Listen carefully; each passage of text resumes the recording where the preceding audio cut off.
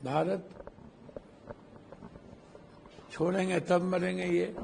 ये जिस तरीके से ये बीज बो चुके हैं, अमेरिका का किसी के साथ रिश्ता बहुत लंबा नहीं चलता है। 50% टैरिफ लगा दिया है और ट्रंप ने कहा है कि अगर भारत अभी भी तेल ऐसे ही रूप से खरीदता रहेगा तो सेकेंडरी सैंक्शंस और लगाएंगे। आप एक बात समझ लीजिए, भारत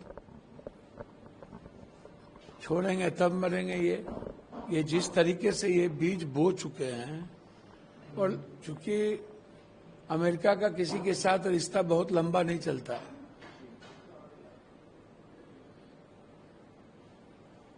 और रूस जब आंख दिखाएगी तो अमेरिका चुप नहीं बैठेगा।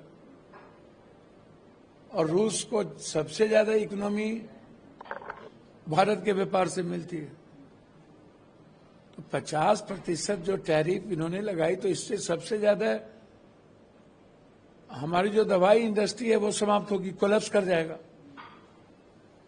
भारत में की स्थिति क्या है?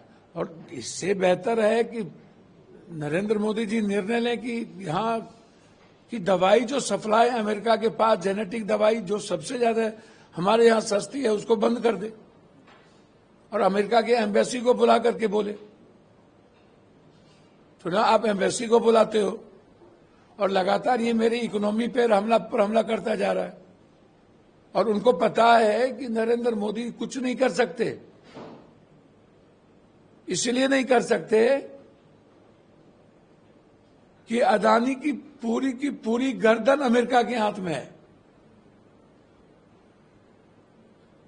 कल ही अदानी ने अपने एक पोर्ट से चेयरमैनशिप से रिजाइन किया है।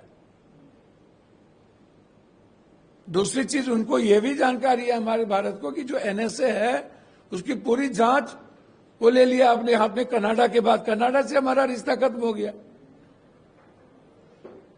सबसे ज्यादा इन्वेस्टर कनाडा था और कनाडा से भी मेरा रिश्ता खत्म हो गया, और एनएसए भी का गर्दन उनके मुट्ठी में है। तब तो वो लगातार हम पर हमला कर रहा है।